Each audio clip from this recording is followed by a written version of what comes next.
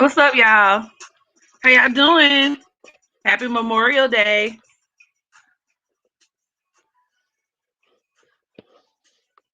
This love and I have for you, it'll never change. So take my hand and come with me. Let me show you to ecstasy. Hey. Y'all make sure y'all hit that like button on your way in for me.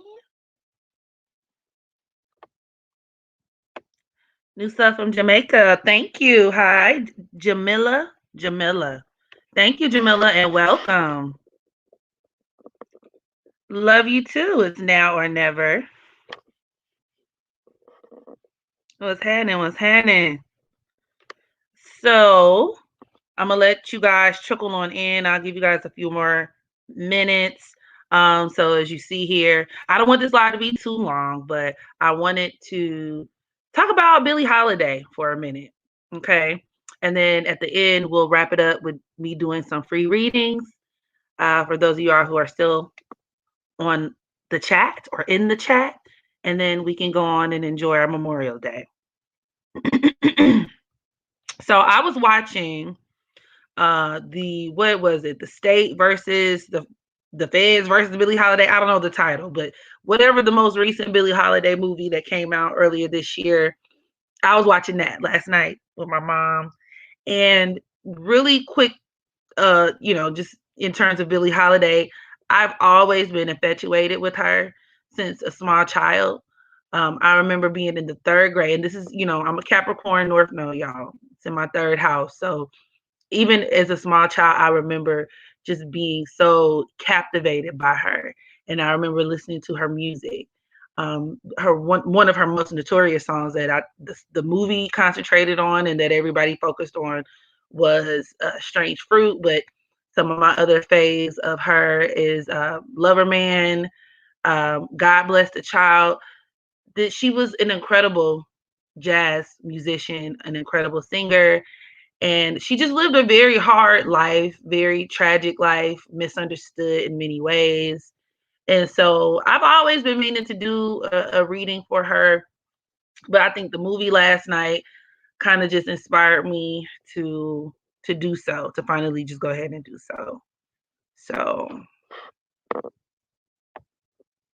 but what y'all think of the movie though? Hey, Metaphysics King. I'm well. How are you? Let me not say ugly, say unique. What you talking about? Who ugly?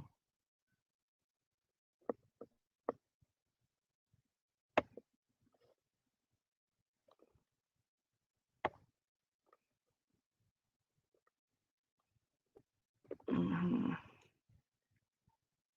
Yes, I love the movie. I was so heartbroken for her. Yeah. Billie Holiday definitely lived a very, very difficult life.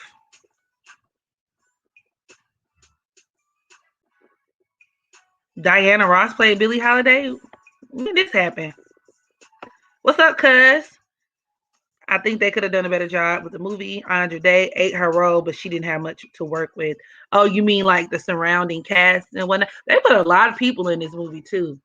It was, what's her name? The shorty with the orange hair from Orange is the New Black.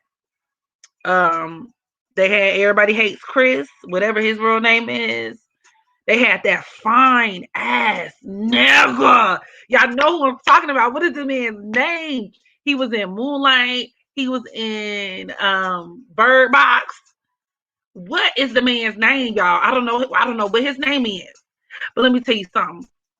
I was vicariously living through that sex scene. I was like, listen.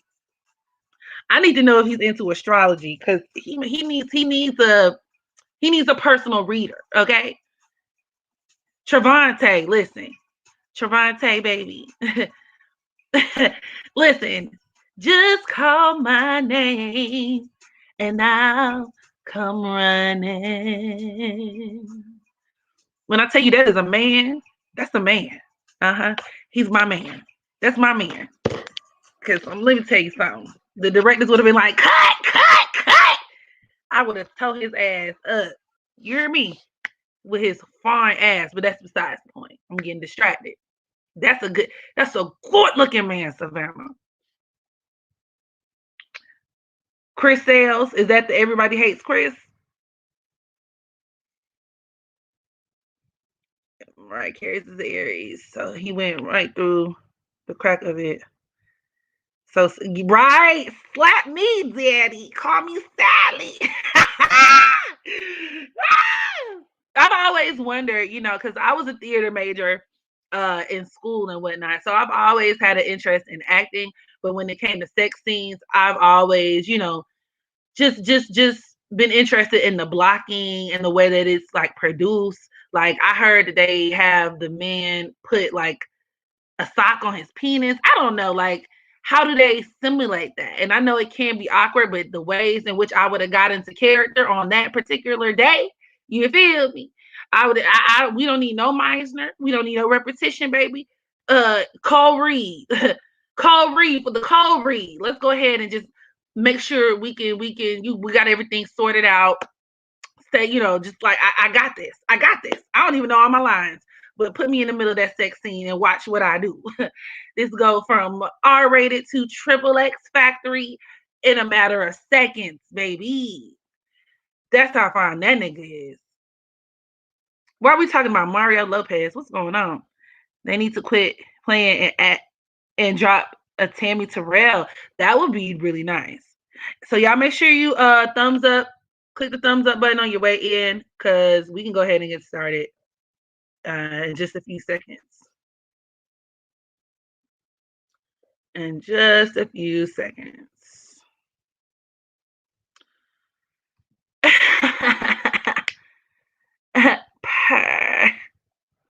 Purr. Okay. So let's see here. I'm going to share my screen. Let's see. Because we're going to pull up her chart. Now, were you guys familiar with any of Billie Holiday's work before the movie, prior to the movie? Or did you learn more about her, in the movie than, let's say, you probably would have known beforehand?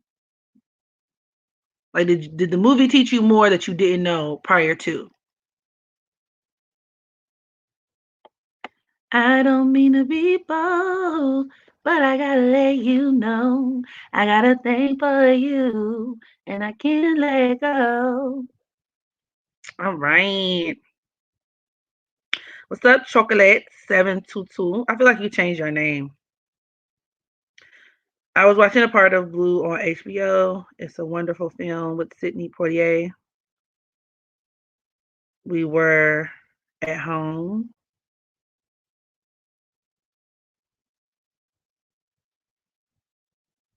Okay. So you're right. A lot of Pisces energy. So Billie Holiday was born on April 7th, 1915 at 2:30 a.m. in Philadelphia, right? And so one of the first things that stood out to me in regards to her chart, of course, she was a Pisces stellium. including her Mercury, Mars, Chiron in that second house, and then in her first house where she has Jupiter and Venus in Pisces. So a lot of Piscean energy. Then she has her sun smack dab in that 12th house too of Capricorn. Now, this signified a lot of things. That 12th house moon, in addition to her stellium, number one, it made her issues with drug usage very evident, right? Anytime we talk about that Piscean energy, 12th house energy, it naturally can or manifest or materialize in drug usage, or a lot of these people can have very addictive personalities, okay, especially with that 12th house moon, or a desire to escape. And even when you watch the movie, I feel like it did a really good job depicting that a lot of her needing to escape was based on, you know, not being able to handle reality for what it was, which is very much Capricorn moon, right? A lot of Capricorn moons can even be susceptible to depression for that very reason. A lot of these people could have lived very hard and sobering lives, right? Where they could have struggled a lot, where, they were even made to have grown up a lot quicker than, what was probably necessary. And something that I knew of Billie Holiday, and I think they did a good job. They kind of, gave you bits and pieces in the movie in terms of her early upbringing. So she was actually raised, she was working from the age of 6, which is very Capricorn moon. A lot of these people got to struggle. They got to work. They got to get it out the mud. But placed in the 12th house, sometimes it could kind of take the work that these people do can kind of veer towards like sex trafficking, or uh, drugs. You see some drug dealers with this placement, or people who do work that could even be particularly humiliating, or demeaning and that kind of thing. um and she was working since the age of 6, but from very early on she was put in like a brothel. I think her mother was a prostitute, almost mistress kind of vibes, which is also very Capricorn moon. And so that says a lot about her mom, right? Where she could have been abandoned, neglected with that 12th house energy by the mom, by the mother. Having a mother that was just too busy doing other shit, working, prostituting herself. And then she was subsequently raped at a very early age as well. And, which, the first thing that came to my mind was her having this conjunction between Saturn and Pluto in the fifth house. Fifth house could deal with sex, but, this conjunction points towards a person who a lot of times could have been exposed to sex a lot earlier than they probably should have been. Okay. A person who, in many respects, could have been exploited sexually, sexually exploited for sure. And with her having Virgo intercepted in that 8th house, um, in tandem with that Mercury and Pisces in the second, it could deal with her, being sexually exploited for money. Once again, kind of having to like shuck and jive and hustle and navigate and find ways to just bring in money. You know what I mean? Virgo in the 8th house too. I feel like a lot of people don't talk about this either. The effects of Virgo in the 8th, or maybe like Scorpio in the 6th house. I've seen this in the charts of a lot of really big prostitutes, or like women who are in sex work, because essentially Virgo is the sign of service. And so when you combine that with that Scorpio energy, it can create a person who, sexually services or pleases people, especially for money, if other factors in the chart apply. But definitely in Billie Holiday's case, I feel like that checks out. Why are we talking about Billie Holiday? No reason in particular. I just wanted to. I watched the movie, the Billie Holiday movie last night. So we'll get into that. She actually worked alongside of her mother. Yeah, and that makes sense too. Even with that 12th house moon, you can look at that as having a relationship with your mother where there were very little boundaries. right? Very little boundaries. So, and let me see how her moon is being aspected. And her moon is making an opposition to Neptune, too. That Neptune at the 27th degree of Cancer. So that's once again her working with her mom. There being very little like boundaries, especially with Neptune in the sixth house. Like her being like a sex slave and working alongside her mom. Or I could see a situation where she, you know, bringing home the money and giving it to her mama type tea. Like I said, it gives me very madam kind of vibes, or very, you know, whatever you call it. Is it a madam? Yeah, I guess it is a madam. It's giving me very madam like tea. So that makes a lot of sense. But you know that when you see her chart, you know, between the Pisces stellium and then this 12th house moon, especially considering that it's forming an opposition to Neptune in her sixth house, it kind of made it almost damn near impossible for her to avoid a life of drugs, where like drugs was always just going to be a factor for her. You know what I mean?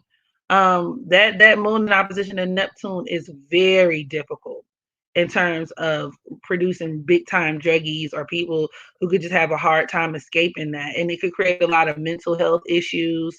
You know, she could have been very paranoid. These are people who could be plagued with like lots of psychic attacks, you know, visited by spirits and all kinds of stuff, haunted by the things that they've seen, which I feel like the movie also did a good job of encapsulating how like seeing certain things from the lynchings to the this and the that. Which I mean, you could even look at that as Neptune and Cancer, like the victimization of Black people, people who look like her, right, with that Cancer energy. Where like she could have been just very sensitive to like the plights of Black people and stuff like that. Where like she felt like she had to escape, like where her everyday environment was just very, you know, it was something that could have stressed her out a lot, you know. And she could have been somebody too with Neptune in the sixth house who could have abused different forms of medication. I know she was like a well-known heroin addict, but aside from heroin, she could have also abused like, you know, over the counter like prescription meds and whatnot.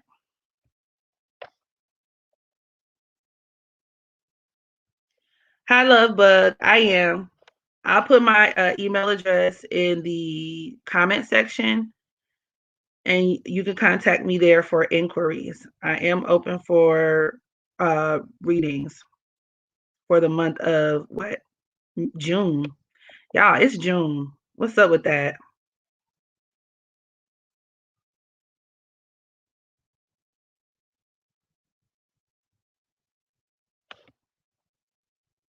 You could tell she internalized a lot of what was going on at the time spiritually. Absolutely, Deja. A lot of musicians got addicted to heroin. I'm like, listen, I don't even like going to the doctor to get shots. You feel me?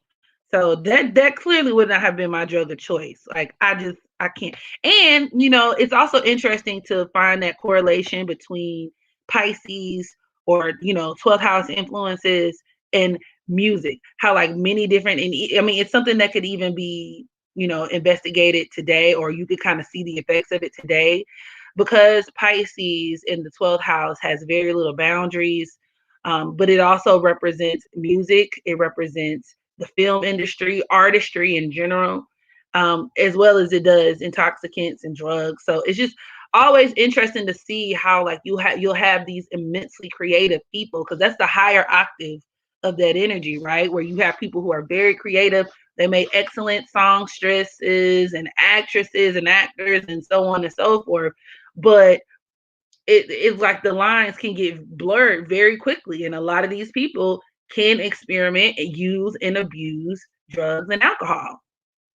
The tale is as old as time. So with her having so much Piscean energy, um, and that 12th house moon in opposition to Neptune, on one hand, it blessed her musically and it gave her that kind of musicality that we all know and love her for. But on the other hand, that shit haunted her. Like it was a prison, which is also very 12th house. It was a prison. And you could also look at that. Speaking of prison, She was institutionalized in everything from hospital. So you could even look at her moon in opposition to the Neptune, once again in the sixth house, as her being hospitalized, especially towards the end of her life. But also her being in prison. I think she served a year in prison. That's another thing with people with heavy 12th house energy, heavy Pisces energy, people who have really crazy afflictions to their moon, sun and moon by Neptune, have to be very careful, especially if they're the type of people to live a life of crime, or the type of people to really get into shit, even with drugs, right? Unfortunately, but even with drugs, it's easy for these people to find themselves institutionalized or in situations where their freedoms are being restricted or where they're being put away, whether it's jail, whether it's rehab, whether it's that's a huge way in which this is played out throughout the course of her life, going to jail, being confined to hospitals.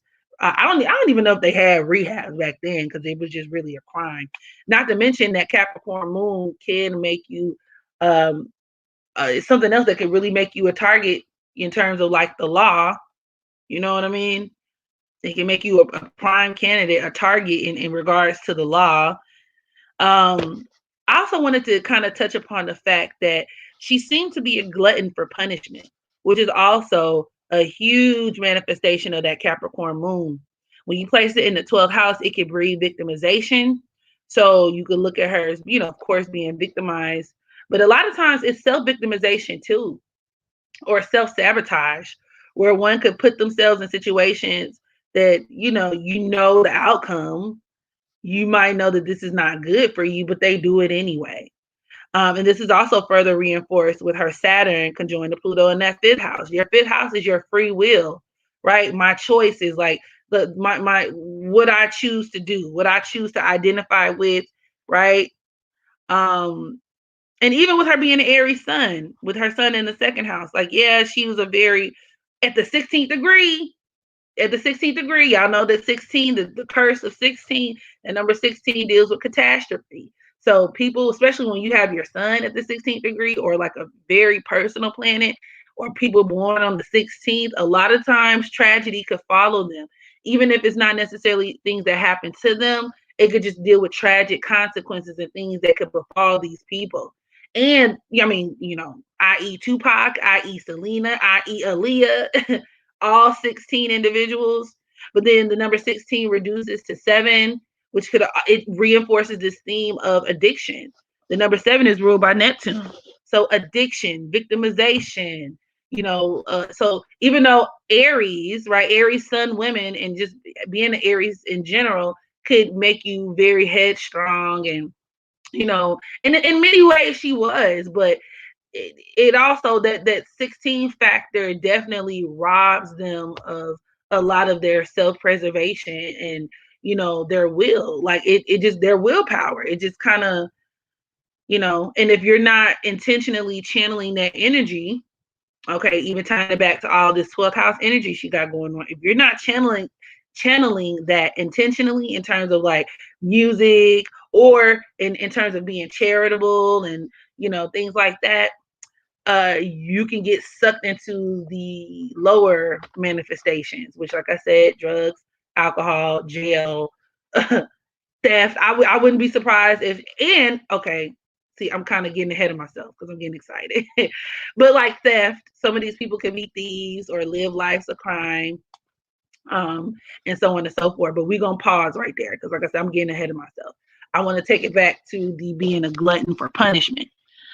So yeah, with her Capricorn moon in the 12th house, it's almost like she was addicted, the 12th house, to punishing herself, where these people can just be very self-deprecating, almost kind of like, I feel worthless, so I'm gonna manifest situations that continue to keep me in this place.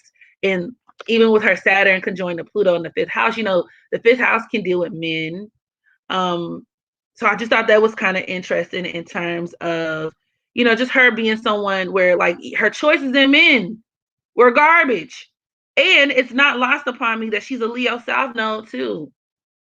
And that had a lot to do with her music, her sound. The fact that so much of her life revolved around her horrible decisions with men. She was a self masochist when it came to that. You know what I'm saying? She was a masochist. She enjoyed men who would make her feel bad.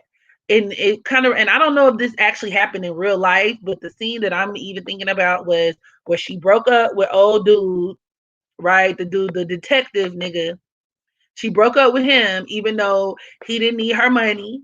He came from a very wealthy family. Okay.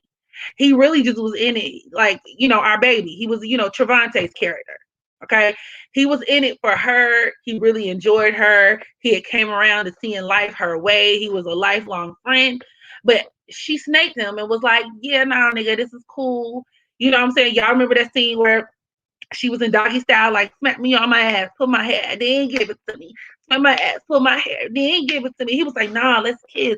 She was like, kissing? This nigga trying to love me, kiss me, caress me, trying to be by me? Oh, no, baby, I gotta go.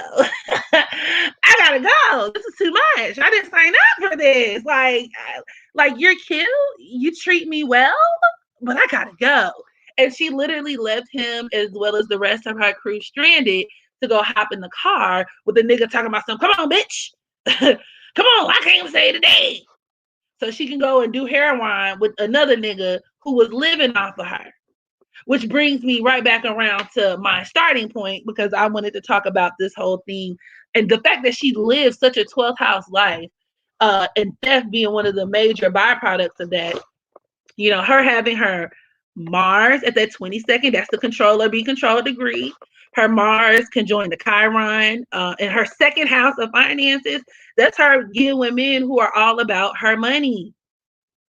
Moochers, men who could directly steal. Like, y'all remember the scene, if you've seen the movie, there was a scene where she was doing a gig in the club and she was dating the guy. I guess he was the club owner.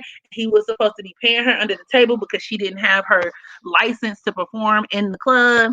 And like every time it would be time for her to get paid, the nigga would short her money. And she was like, where my money at, nigga? Where my money, motherfucker?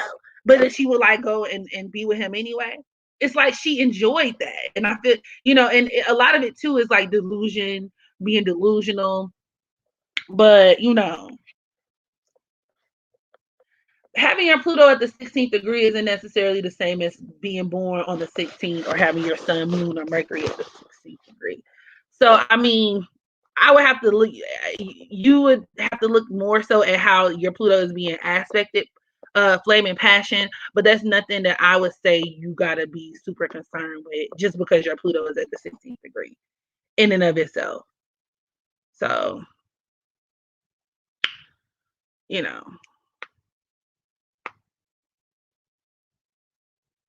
I'm doing free tarot readings at the end of this. Free tarot readings at the end of this. Yep.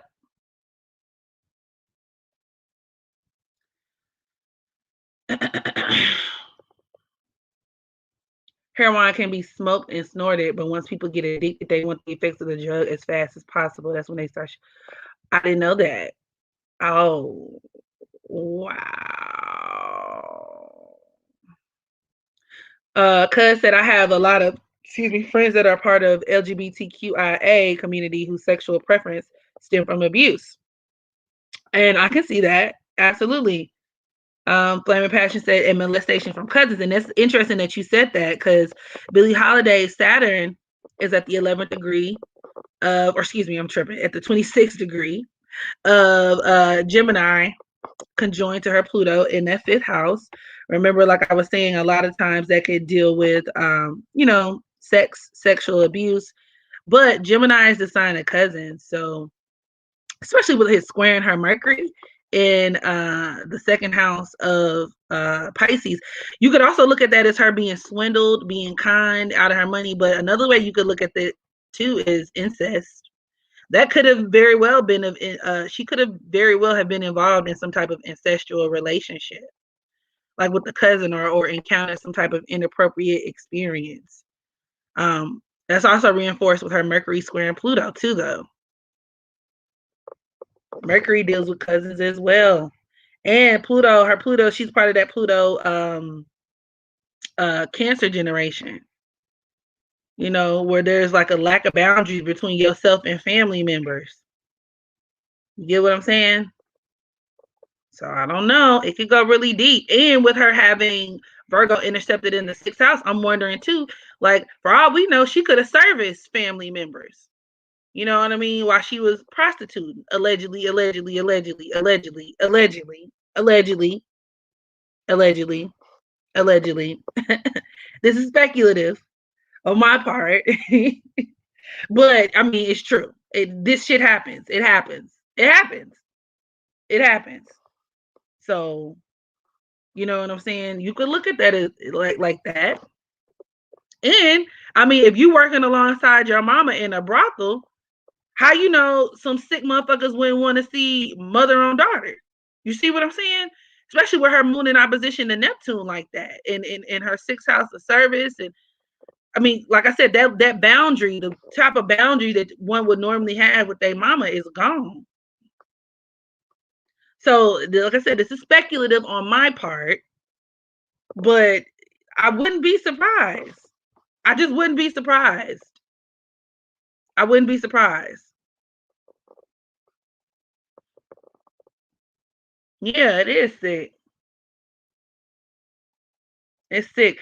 With these placements, Patricia, with her chart looking the way it is, she was always destined to live a life like that. Like I said, between being born on the 16th and just having so much 12th house energy, like either that or honestly, if she wasn't like famous like the Billie Holiday, she probably would have lived a life of crime.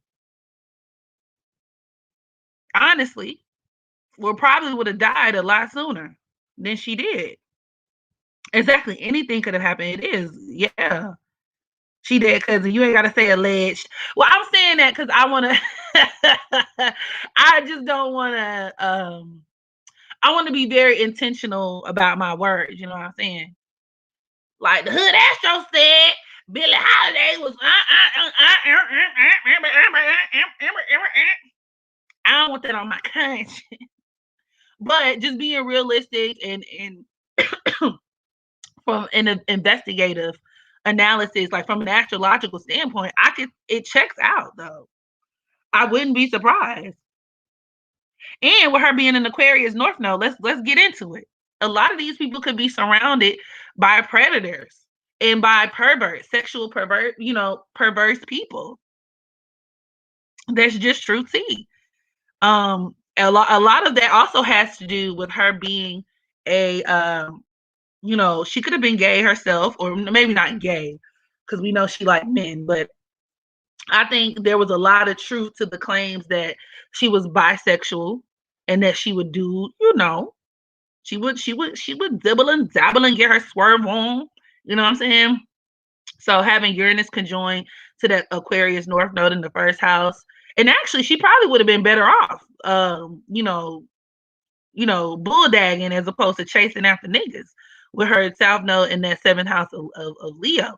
Because you could look at that as her once again, being so hard pressed for men and having these really unfortunate experiences involving men. A lot of Leo South Node women have a hard time finding love. They're always chasing love, but can't never find it. And, a lot of it also had to do with her being so masculine.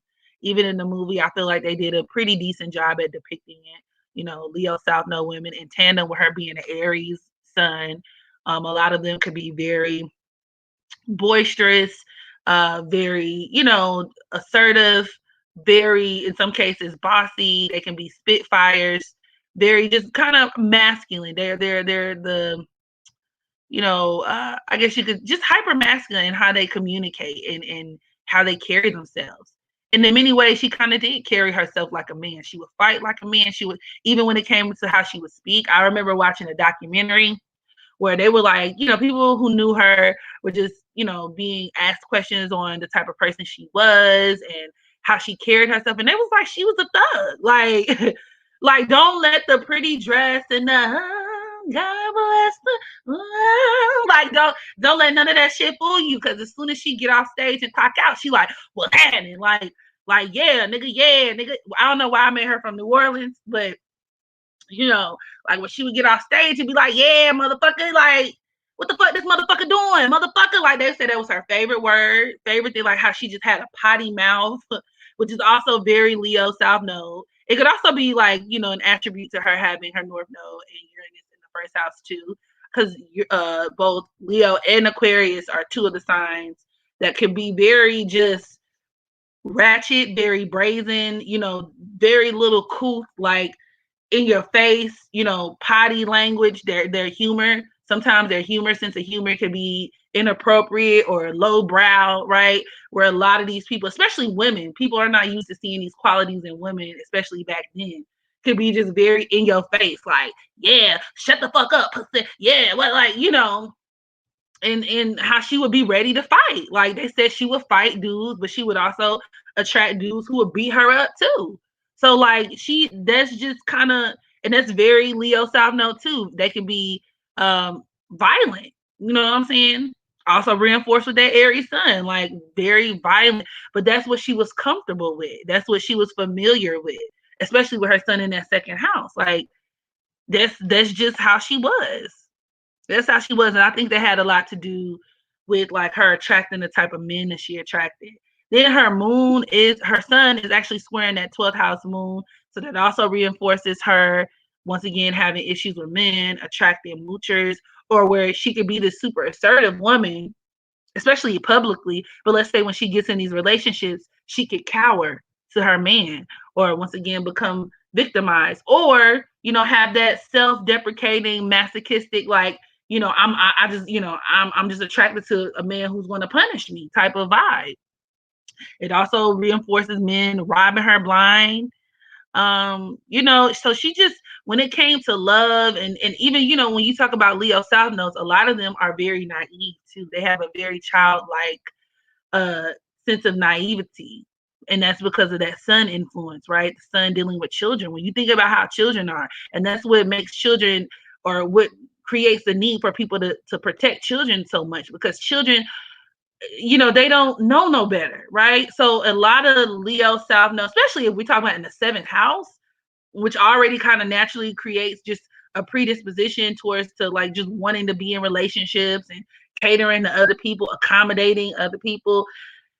It can make a person just very empty-minded, naive, and squaring that 12th house moon, like just gullible, you know what I mean?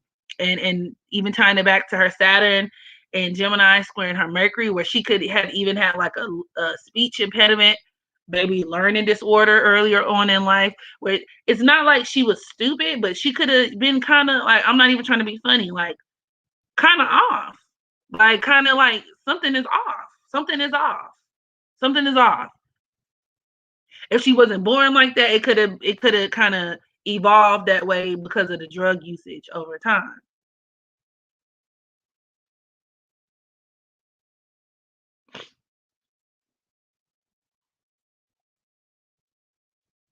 Yeah, her music was very gloomy, and I think that's also another testament to her 12th house Capricorn moon, right? That Capricorn moon is very melancholic, right? Where a lot of her music, hence the 12th house, kind of reflected that, like, very sad and gloomy. And because I'm a Capricorn North Node, like I said, I was like, I love it here. Like, I love this music. Like, yes, I love it here. But like, it really was. It was very gloom, very.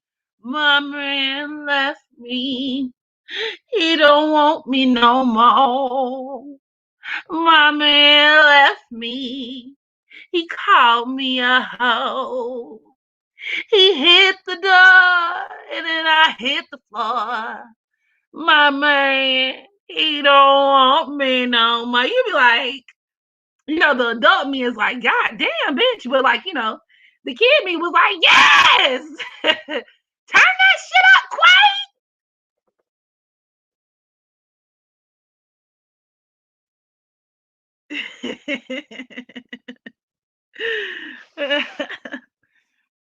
I mean, with the Aries North Node liking metal and thrash. And the part where she saw the mom hanging in the tree, the kids crying. Yeah, yeah, yeah. Exactly. Exactly. What aspect signifies the Punisher man? You said wanting punishment. That's that Capricorn, 12th house Capricorn moon. Mm-hmm.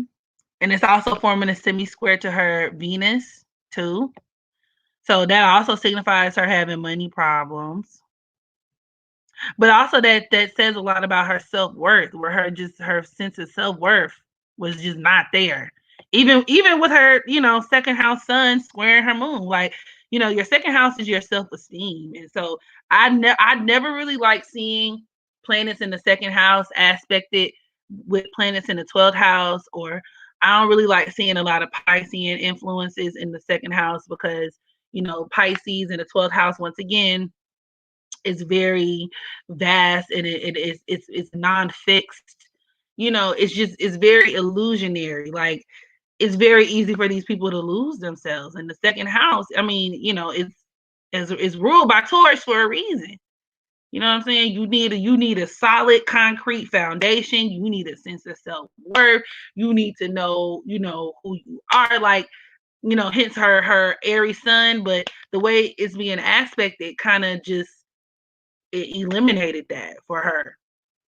It eroded all of those things.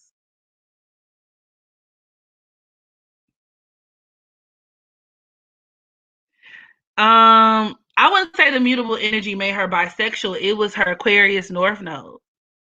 So having Uranus conjoined to her Aquarius North Node, Aquarius is the LGBTQ sign of the zodiac.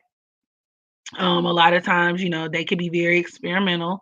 Then with the co-ruler of the first house, which would be Saturn, in her fifth house of sex, you know, I mean, it's very Gemini. Like, that's literally her having, like, her being naturally attracted to both sexes, or like her just being somebody who's willing to try almost anything and everything, kind of tea,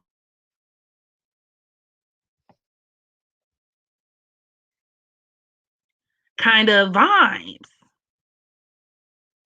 Let me see what else did I want to discuss. But she was very charitable, very giving.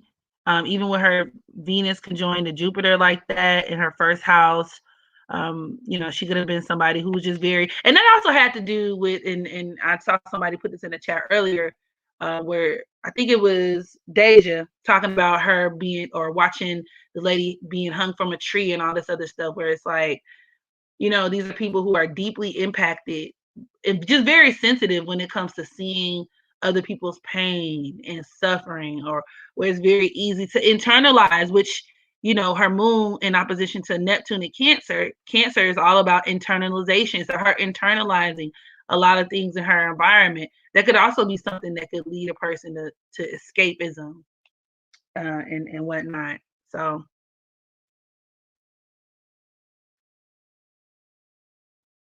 yeah, I mentioned that already earlier, melanin goddess.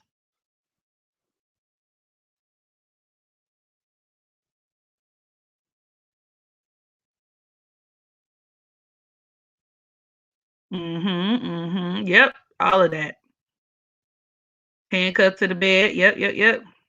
All of that. All of that is that 12th house Piscean influence that she has. Did she ever marry? I don't think so. If she did, she might have got a divorce. Y'all can fact check me though. I know when she died, she was alone.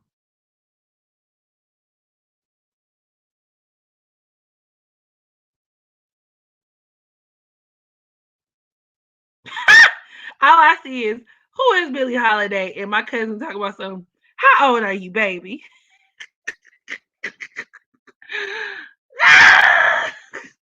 But yeah, Billie Holiday was a famous jazz blues singer from the 40s, 30s, 40s. Somebody said her name was Billie after all. What? She did. She married the guy she left Trevante for. She married him? Okay. So, but they, you know what? And now that I'm thinking about it too, even in the movie, towards the end, she was like, but we're separated. So, whatever happened in that, they ain't stay together. Whether she was legally divorced at the time of her death, I don't know. But, even that dude that she had left my man Trevante for was a hot mess. Like, he was an addict, which is also another manifestation of that Mars and Pisces. And I always say when I get clients, especially considering that hers is conjoined to Chiron, and Chiron aspecting like a personal planet can really signify or intensify dysfunction. So I always say when I see women with Mars and Pisces and shit, be mindful of con artists. They can attract con artists, scammers, drug dealers, drug addicts. A lot of these people, these 12th house people, uh, in many ways, they are rehabilitation centers for other people, like misfits and people who got issues themselves. And so when you add that to you naturally having those kind of tendencies, it's a recipe for disaster. Even with her having Libra and the 12th house, like bad influences. Lots of bad influences where a lot of her relationships were really bad influences on her. Now, I wanted to speak more to her being investigated by the police, which is also another manifestation of her having her Saturn conjoined to Pluto in that 5th house, especially considering that Scorpio is on her midheaven.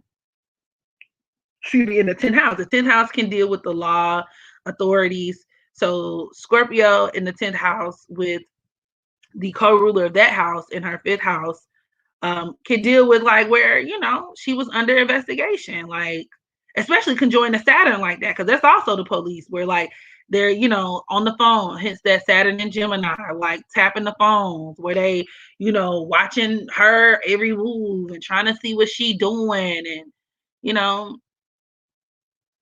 kind of weird. It's kind of weird. Then she has her Mars squaring Saturn, so where her partners could be conspiring with the police, or where she could have got ratted out by some of her partners, or like a guy she was with, like basically like snitched on her.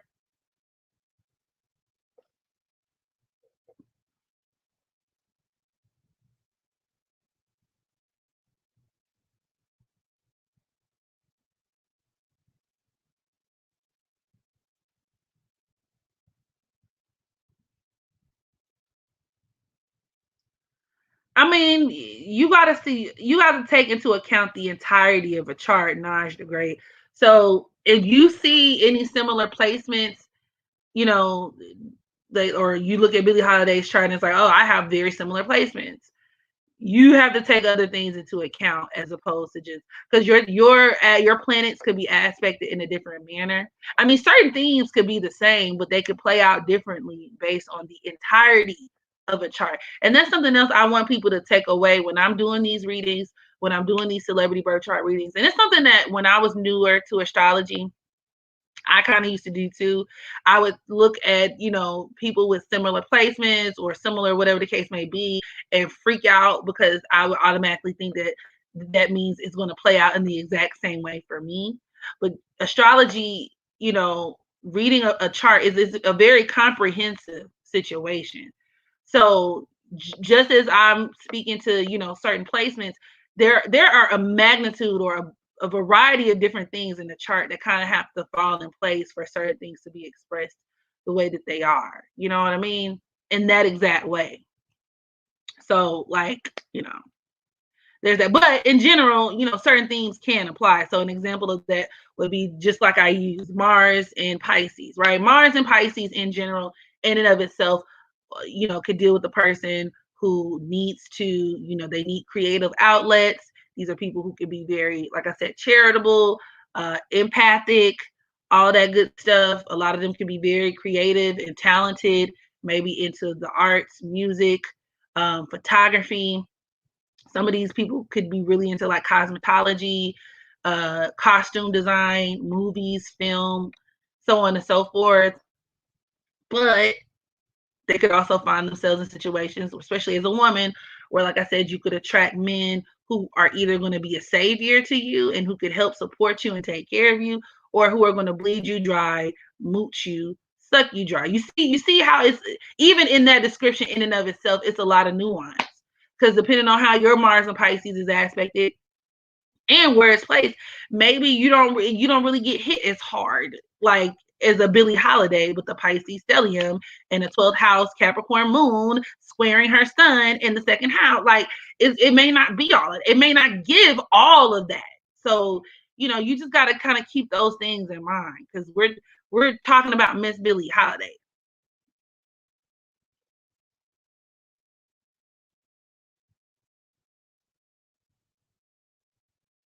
Yeah, Cancer Mars can cause same-sex attraction. Yep.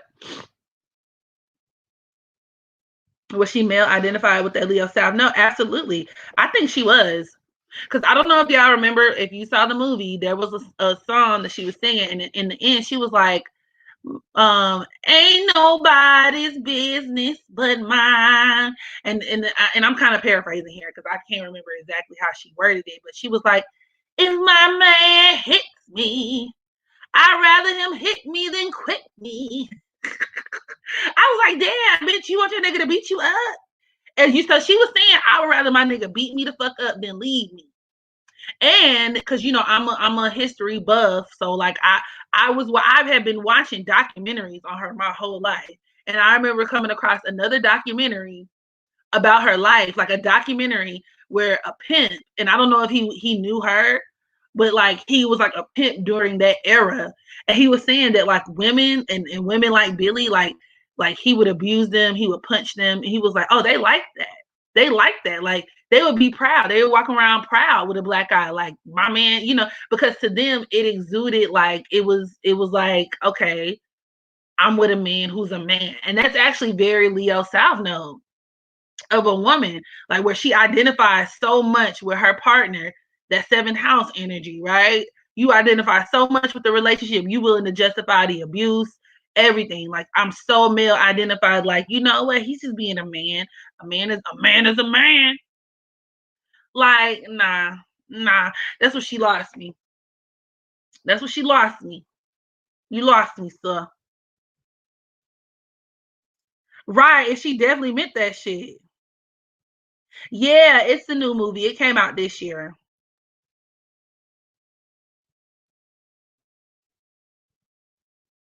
Same with her Pisces Mars. I either eat it away or just tune it out. It is toxic. Actually, it's the Capricorn in me with the history. It's the Capricorn North Node in my third house, conjoined to Neptune. So I'm gonna pull up YouTube in a motherfucking heartbeat. I'm watching me some documentaries and Uranus. So listen, that's my perfect night in. We're, what are we doing? We're going on YouTube, my friend. Get in the car, loser. We're hopping on YouTube and we're watching history documentaries for no reason at all, because that's just what I like to do. And I just remember like just random shit, like little random shit. And I'll never forget him saying that. He was like, "Yeah, they loved it. They walk around proud as can be, with a black eye, saying, 'Yep, that's my man. He hit me.'" And I was like, "See, I could never. See, I could never." And I also know like times back then were different, and even now, I mean, let's tell the truth and shame the devil. A lot of you bitches like to get beat the fuck up now. The limit, Emily B's of the world. A lot of bitches like to get beat up on now too. And let me rephrase that. Maybe it's not that you like it, but they tolerate it. So I can only imagine back in like the 40s and the 30s and it's just, it was just a normal part of society. Like it wasn't taboo the way that it is now. Like people thought that that's what made a man a man. Your ability to beat up women.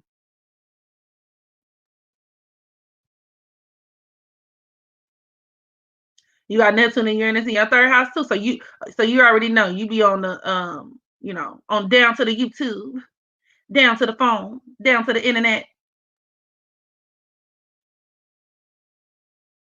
A lot of women like drama and getting cheated on. That's true. That is true. I remember Stacey, Bad Girls Club, saying she loved his series also Sag. Well, she might also have some Capricorn placements because Sagittarius doesn't deal with history. Capricorn deals with history.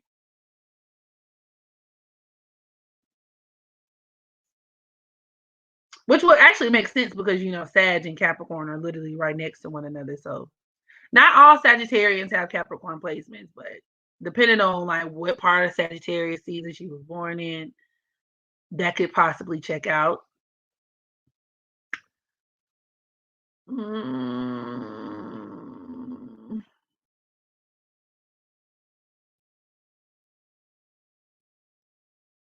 Oh, and Deja, I ain't forget about you either. I got the second half of your reading, so be on the lookout for that too. Within the next day or so. I got you, sis.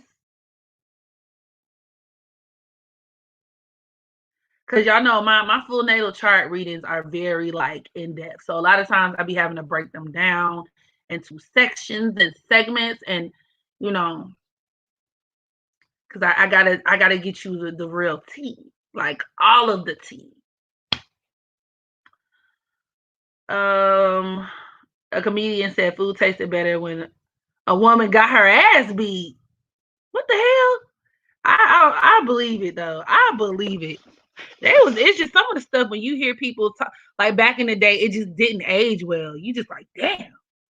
And it makes you wonder like what kind of things that we accept today as a part of like normative society that like 20, 30, 40, 50, 60 years from now, people will look back and be like, ooh, ooh, like that was not cute.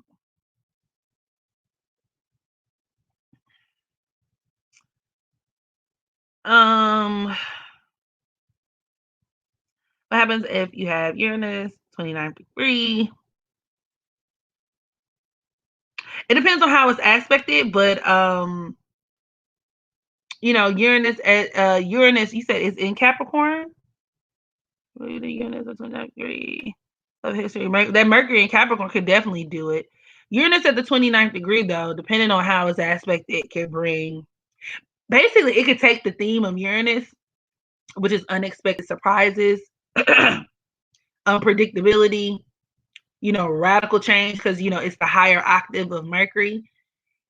It could take that and just turn that up to like infinity. And I would need to see how it's aspected to give more details. But yeah, that could deal with your love for history for sure. Mercury and Capricorn. A lot of people with Capricorn influences could have certain periods of time like that's their favorite. Like, you know what I'm saying? Like certain historical eras that they really love or enjoy, For me, I would say it would be for me, I would say it's the early 90s as well as the 70s. Early 70s, late 60s. Lana Del Rey covered her song and also saying he hit me and I felt the kiss. See? He hit me and I felt the kiss. See, when you hit me, I'm feeling pain. I'm feeling the police. When you hit me, I'm feeling what do you call it? Aggravated assault. That's what I'm feeling. I'm feeling a little, you know what I'm saying, conspiracy to murder. I'm feeling a little murder charge coming on. Because the minute you go to bed, I'm stabbing you in your trachea. That's when I feel when a nigga hits me. I don't be feeling no kisses. I ain't felt no kiss.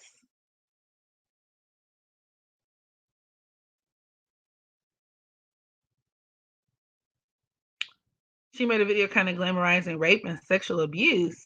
What? What's going on? Prominent Scorpio places can't they attract abusive relationships? They can. They can. A lot of, especially if we're talking like depending on what planets are involved, I would say. So, like, especially if we're talking about Venus and Scorpio, Mars, especially for a woman, not always, but one, and this is another one of those things where astrology can be very layered. So, not every woman with your Venus or Mars and Scorpio is going to be in an overtly abusive relationship. But if other factors apply, they can though, because a lot of times these are people who are subconsciously wired towards crises or like conflict driven, you know what I mean. They're kind of drawn towards toxicity and toxic shit, like Venus. Let's say, like for example, let's say you're part of the Pluto Scorpio generation and you got Venus in Scorpio as well, so it's like, oh, your Venus can join the Pluto. That could go a couple of different ways. That could create a very codependent relationship. These are people who could have a hard time moving on, in relationships where you run into issues of obsession and attachment, and but like if we're talking extreme, which yeah, Venus in Scorpio conjoined to Pluto is extreme. It can swing in that other extreme direction, and we're talking about like assault, aggravated assault. We're talking stalking. We're talking abuse. We're talking like it can get. We're talking infidelity. Like it can get real dicey. We're talking STDs. We're talking like depends. It depends. It depends. I'd rather you take your time than the rest of the process. Like you said in my part one, my nosy ass eat all the tea. Well, girl, I got you. I got you. Jock said you felt Nas beater, right?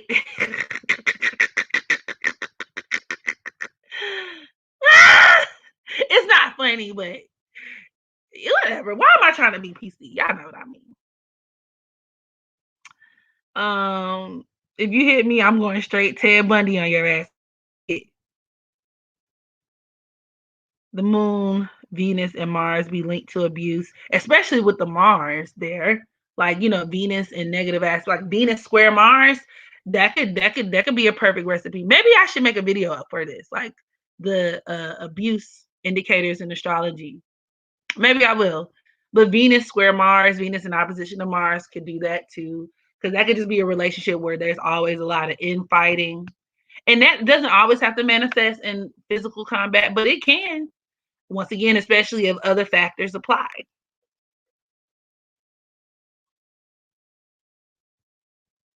Hey, Live Bug. Okay, I'll get to you. I'll check it when I get off here. There's novels about kidnappers and abductees falling in love. Stockholm syndrome vibes. It's the Stockholm syndrome vibes. That's very 12th house too, though. Like having your freedom taken away. Actually, that's very 12th house. The concept of like having your freedom taken away, being held against your will, but because the 12th house is also very compassionate, right? It's like, oh, I see the humanity in my abductor. Come here, abductor. I love you now. Give me a kiss. I'm not really taken against my will. I'm with the man that I love. And everybody's like, bitch, you need help. Like, go call for help. Like what is going on? Not your Venus and Mars can you like just a little bit of conflict, a little bit of spice. It could actually even make you like the aggressor in a lot of your relationships. Would you say that you feel like you may like initiate relationships more, or like you may be a little bit like in relationships with men, maybe you feel like you may be more like, you know, direct, assertive. Like some of these women can wear the pants in a relationship. Especially if she kind of got like, Venus and negative aspects to Mars. Not that black. Ah!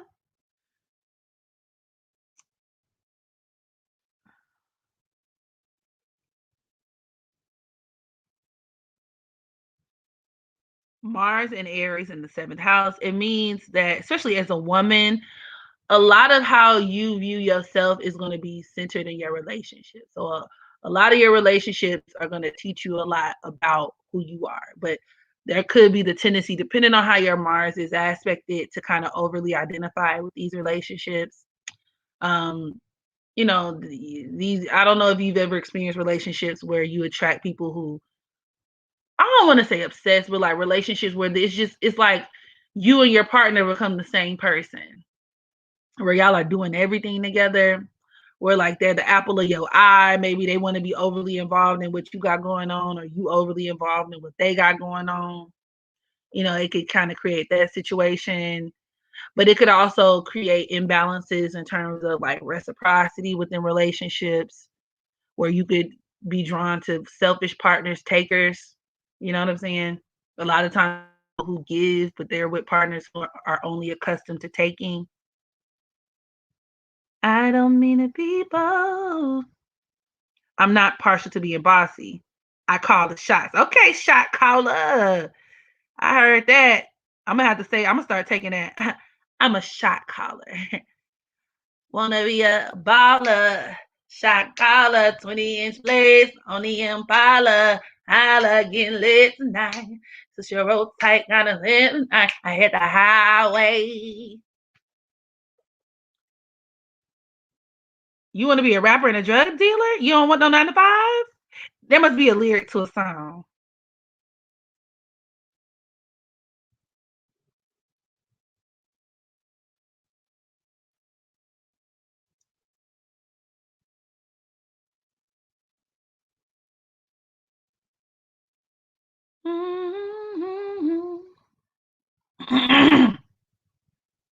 Oh, that's a good point, Deja. You think Nicki Minaj got a case of Stockholm syndrome because of how she seems to sympathize with rapists?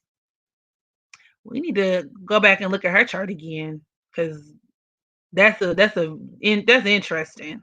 That's very, very interesting. And honestly, too, I don't even know if obsession would be the right word to describe Mars in the seventh house of Aries. That would be more so Scorpio. It's more so just men who are very like intrusive, in your life, even in like terms of like wanting to be everything to you, everything for you, wanting to tell you what to do, how to be, especially depending on whatever else you got going on in the chart. It could create some like um conflict, where it's like, especially if you're a strong-willed type of woman, like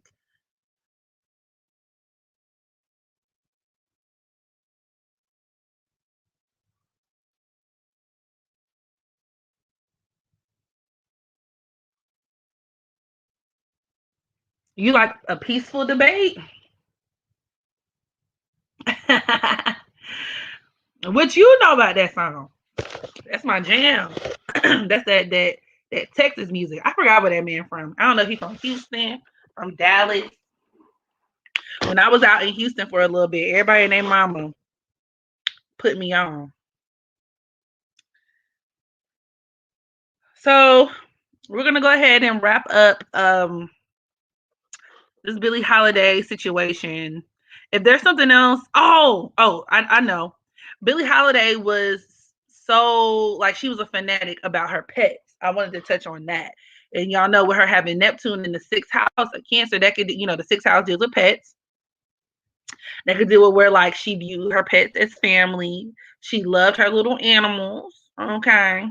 But with her having her moon in opposition to Neptune, I'm even wondering like if she even kept up her pets kind of well. Like, was she negligent with her pets, or maybe she could have just had a lot of like unfortunate shit happen to her animals. Like, which is why it's so funny that in the movie they talked about like one of her dogs dying. That could actually be her Mercury and Pisces squaring Pluto. Like, her pets could have gotten poisoned. They could have run away. But her Mercury in the second house of Pisces also deals with her being like really big on pets and really loving her animals and whatnot. So I just thought that was kind of interesting. And with that being said, we can go ahead and I'm gonna take a few free readings. Like I was saying last time I hopped on here to do free readings. Payment is not necessary, but I'm always graciously accepting donations at Cash App Hood Astro Q. Okay. And so with that said, I will answer one question at a time, or I'll just cover as many as I can. Right. So you just drop one question. It's one question. Last time folks was asking me like 2 and 3 questions, one question, and I will pull on it. And actually, I'm gonna do like a one card. It's gonna be a one card thing, one card spread. I do a one card pull for you guys in the chat because I love y'all. Because I love you.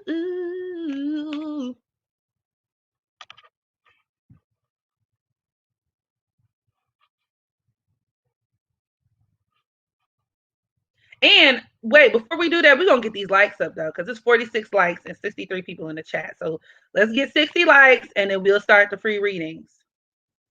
60 likes, we'll start the free readings. I'm not doing free chart readings at the moment, Flame and Passion. But I will be doing free tarot readings.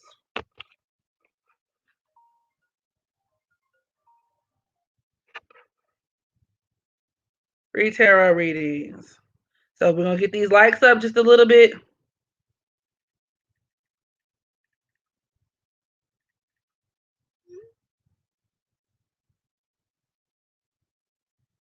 My way. So while we get those likes up, I'm going to play DJ the way I always do. Y'all pretend we at a Memorial Day cookout. Okay. Hold on. Let me get these tunes together. I don't mean to be bold, but I gotta let you know I got a thing for you. Hey.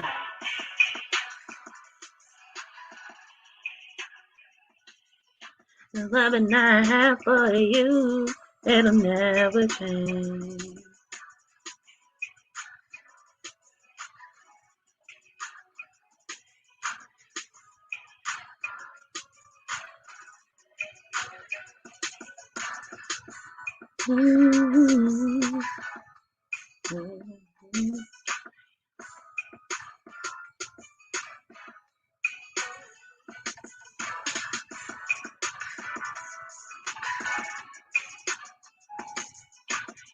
Okay, we're almost there. Well, actually, we're good. 58 people watching, 57 likes. Cool. So, let's see.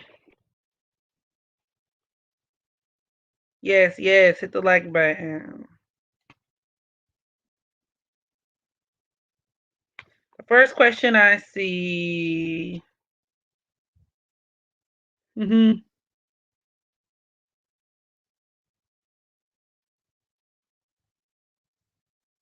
Daniel wants to know, where am I going in life? Let's start there. Spirit, where is Daniel going in life? And one question, and one card, rather. One card.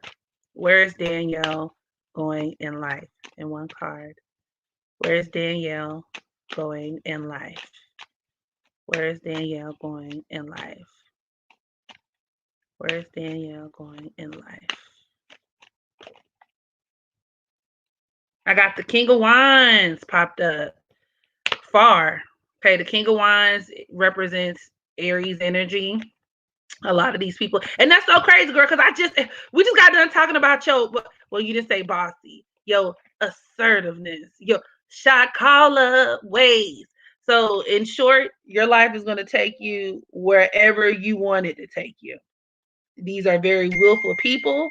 A lot of times they could be excellent entrepreneurs, excellent business owners, people who are very self-determined, self-assured, driven, and so on and so forth. So your life gonna take you wherever you want it to take you, but just be mindful of being hard-headed. And of course, your chart would matter too, but being more conscientious of the needs of others and things like that. But yeah, there you go. And thank you for the donation, Kim Jones. Kim Jones wants to know, uh, for will I come into a lot of money by the end of 2021? Will Kim Jones come into a lot of money by the end of 2021? Will Kim Jones come into a lot of money by the end of 2021? And one card, Spirit. Will Kim Jones come into a lot of money by the end of 2021?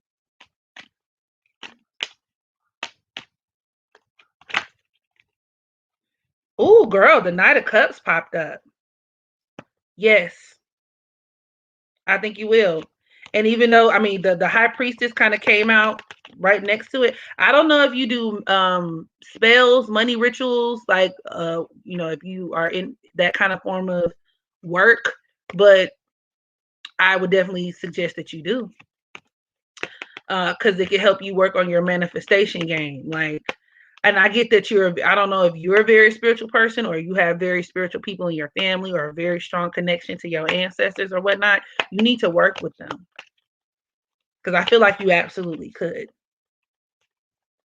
I feel like you could. Let's see. Next question.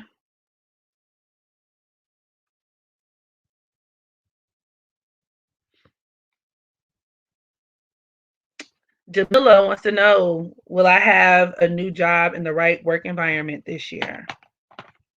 Will Jamila have a new job in the right work environment this year? One card, Spirit. Will Jamila have a new job, right work environment?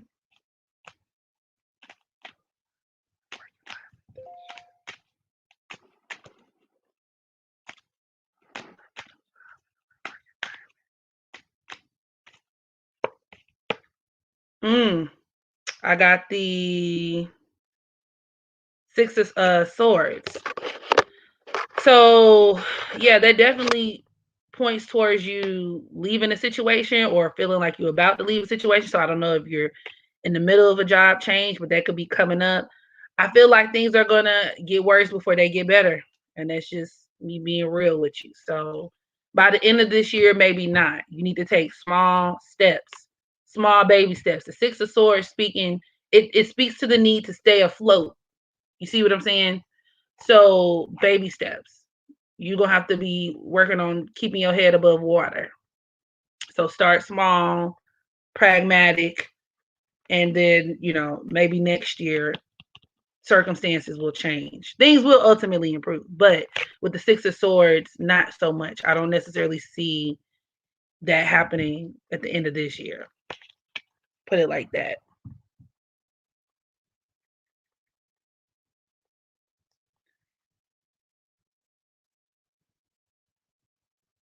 Like you might have to keep looking for a minute.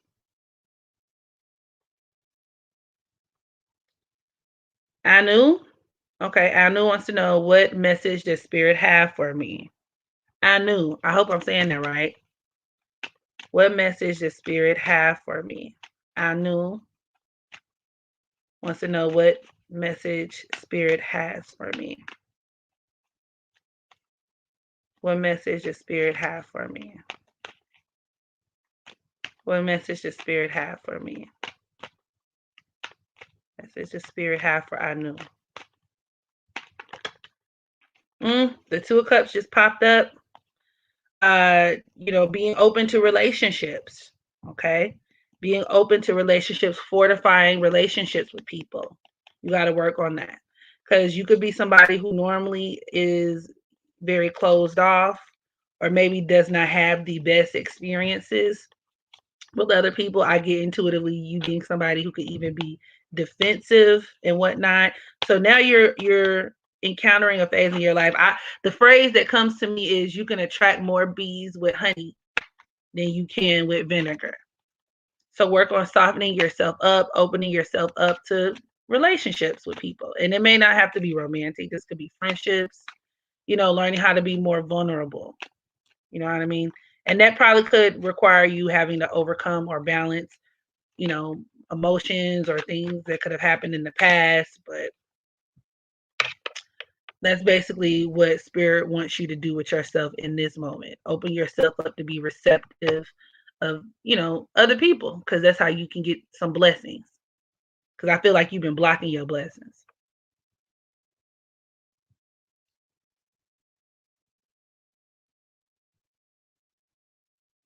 They do, don't they, Patricia? Tarot cards shuffling around sounds so relaxing.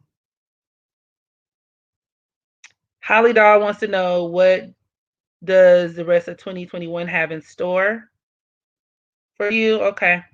What does the rest of 2021 have in store for Holly Doll? What does the rest of 2021 have in store for Holly Doll? The rest of 2021, what does it have in store?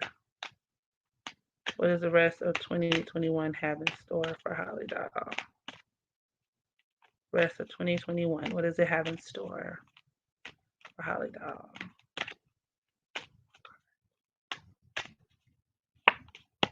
Page of Wands, exploration, traveling, maybe. Maybe you'll be traveling, moving, or there'll be some new opportunities coming your way, right? Whether it be like a job, meeting new people. I get lots of movement, lots of new and exciting things. So exploring the possibilities, making yourself open to new possibilities and change. There's a lot of change that's going to be occurring. So putting yourself in, I don't know if you are an air sign or if you have a lot of air in your chart, but putting yourself in a position where you're okay with lots of change and opening yourself up to new experiences.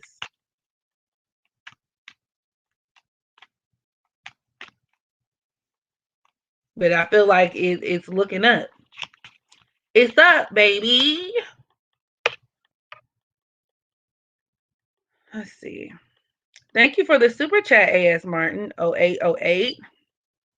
I'm scheduled to have liposuction on June 16th. At number 16, will I be okay? Okay, let me see. Will AS Martin surgery be okay on the 16th? Or maybe I should ask, should AS have surgery on the 16th? Should AS Martin have surgery on the 16th?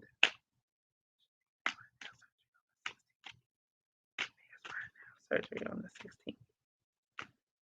AS Martin have surgery on the 16th. Surgery.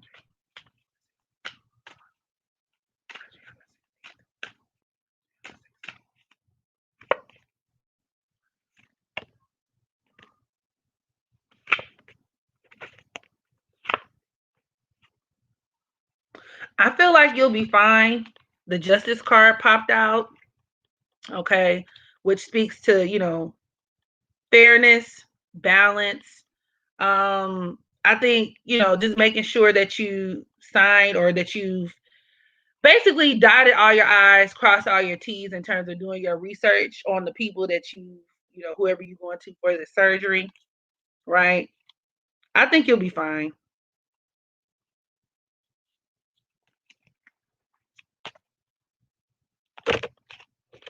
Intuitively, I feel like you'll be fine.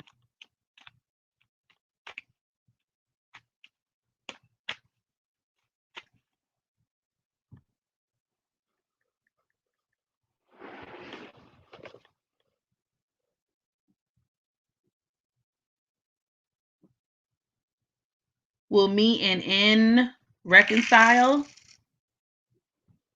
And thank you, Anu, for the Cash App. With me and N reconcile? Wait, how do you say your name?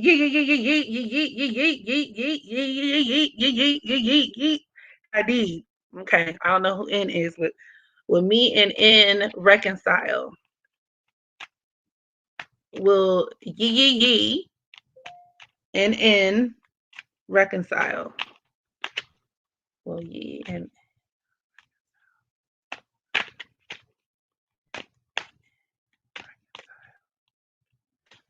reconcile?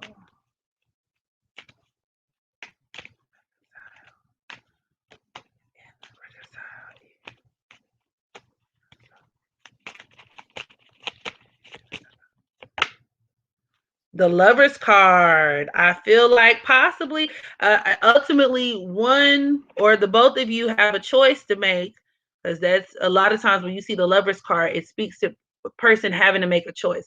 Now, it could also speak to there being a lot of sexual energy and tension there, two people coming together based on that, or where like I do see y'all reconciling, even if it's not like a romantic situation where two people, because the Lover's card is governed by Gemini, so remaining in contact, remaining in touch with one another. So the answer to the question is yes, I do. Yes, I do.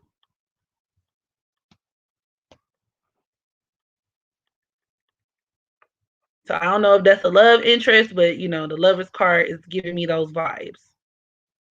Thank you for the super chat, KC. Will my investments pay off in June or July? Will Casey's investments pay off in June or July? Casey's investments pay off in June or July? Will Casey's investments pay off in June or July? Will Casey's investments pay off in June or July?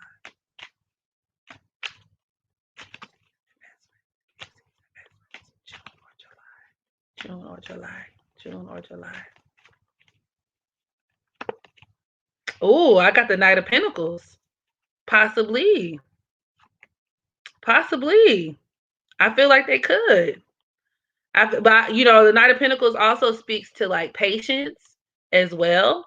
Then the Page of Pentacles kind of just flew out too. So I feel like yes, you could have some money coming your way.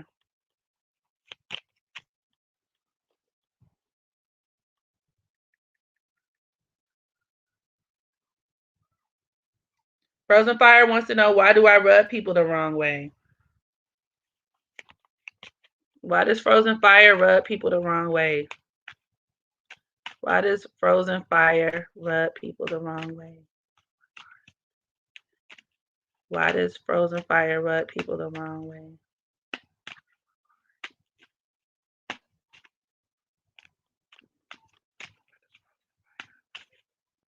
The wrong way.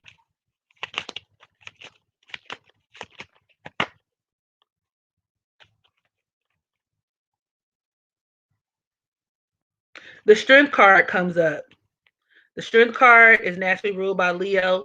So you could be someone that people view to be either too brazen, too brazen, somebody who just one of those characters where it's like either you attract a lot of attention or people kind of view you as like, either feigning for attention. Also, I kind of even get sympathy, attention seeking, sympathy seeking, that kind of thing. But it could also even deal with where you are someone who gives people too much of the benefit of the doubt too, where the type of people that you deal with, you can kind of just give them a little bit much, like where you could deal with someone even though you know better, you may be too sweet, or you may kind of what's the word kind of make you render yourself, like helpless or defenseless to people that who you already know what they're about, instead of taking heed. I'm either getting one of those two, but the first thing that came to my brain was, the Leo vibe. So I don't know if you're somebody with a lot of fire in your chart, lots of Leo energy, where there could even if you don't really intend to, there could be something about you that takes up a lot of space that just intimidates other people. That almost like to where there's something about you that people see in you that you may not even necessarily see in yourself. You feel me? But people got problems with it. Which means, guess what? You need to change the people around you. Or you need to be more conscientious of other people and what other people got going on. Depending on what part of the spectrum you fall on.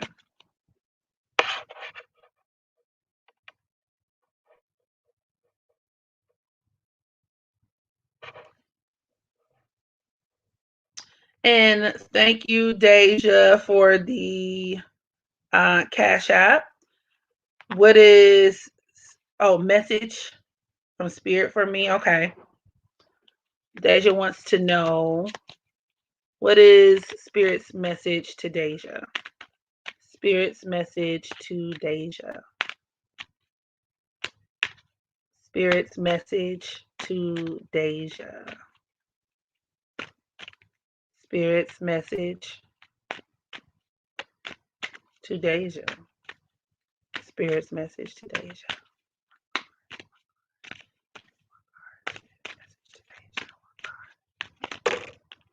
Oh, Jesus. Two kind of popped out. The Page of Wands popped out. So did the Six of Pentacles. It speaks to you having to learn how to ask for help when you need it. I don't know if you are in a hard up situation right now, especially financially or otherwise, where you could be somebody who normally has a difficult time letting other people know your weaknesses, letting other people know when you're in need of something. But it speaks to opening up a channel of communication to ask for help. And you'd be surprised where your help comes from and who will be able to assist you with certain things. Closed mouths don't get fed, baby. Closed mouths don't get fed. So if there's something that's on your mind, you might need to ask or speak on it. Hi, Blickies. You don't know how to ask for help? Hi, Bill Keys. I'm sorry, I fucked that all up. Bill Keys. Will I be successful in modeling or should I change? Let's see. Will Bill Keys be successful in modeling? Successful in modeling. Be successful in modeling. Keys be successful in modeling. Will Bill Keys be successful in modeling? Successful in modeling. Successful in modeling. Successful in modeling.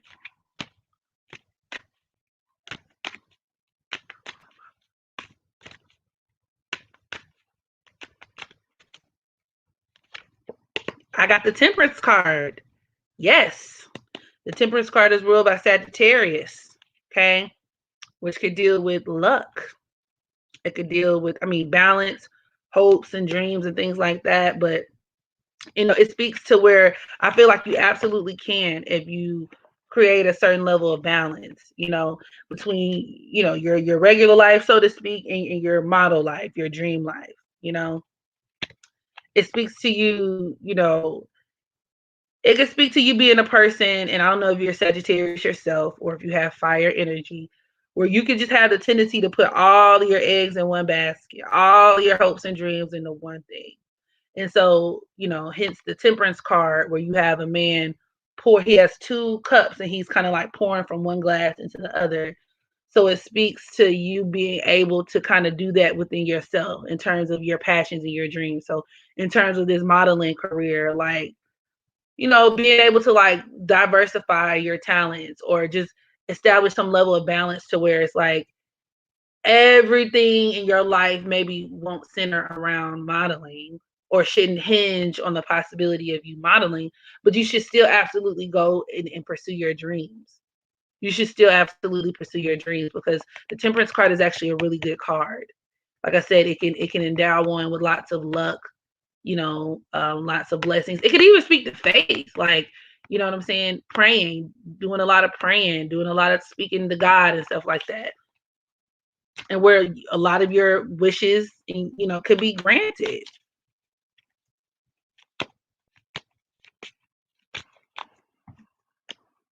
So I say yes. I say keep going for it, boo.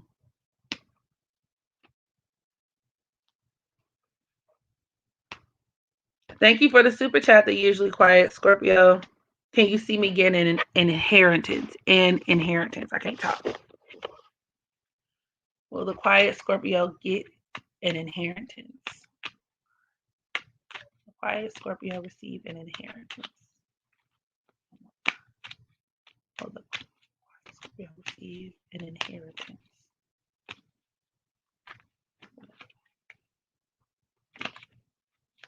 Scorpio receive an inheritance.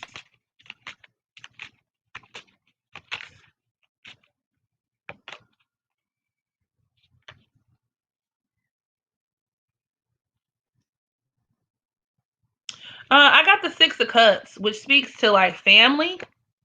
So when you say inheritance, I don't know if you're talking about something like in terms of something a family member could have left behind. But possibly. Let me clarify.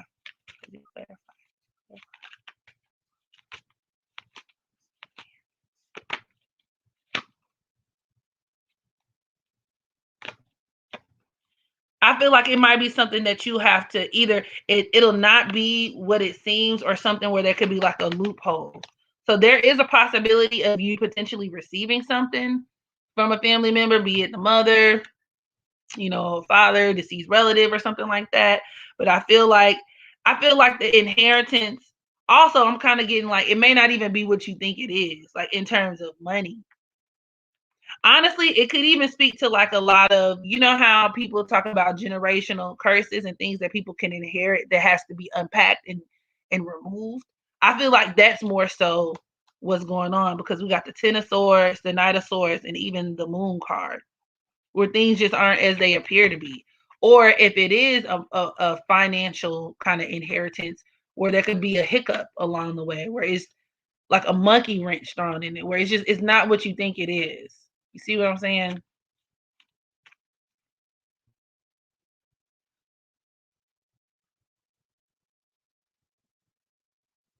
Mainly lots of land that your father gets from his father. Well, you may have to fight somebody for it. It may be some complications or some hiccups with that. That was uplifting. Oh, you're welcome. You're welcome and good luck. Good luck. What should LA Princess, or I say LA, it's more like La Princess, focus on improving this year? What should La Princess focus on improving this year? Let's see. One card. What should La Princess focus on improving? Let's focus on improving. Should La Princess focus on improving this year? Focus on improving. Focus on improving.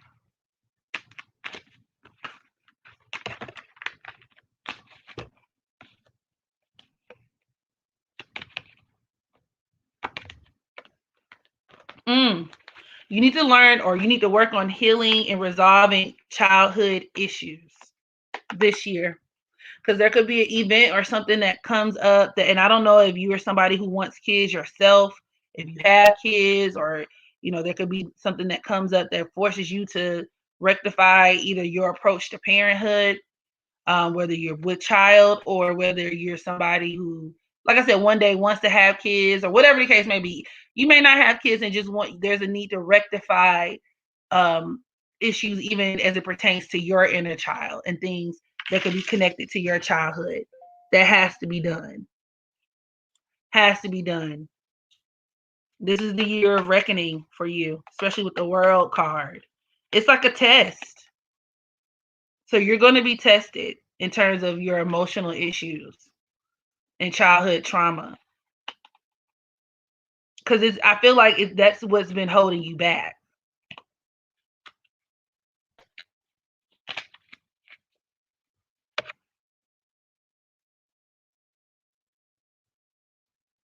And thank you, Marciano, for the Cash App. Marciano wants to know, does anyone at my workplace low-key like me? Does anyone at Marciana's workplace? Does anyone? And when you say like me, do you mean like romantically like you?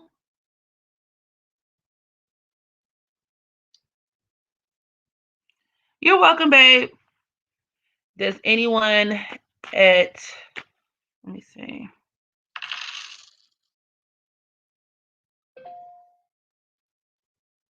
Marciano. Does anyone at Marciano's workplace like them?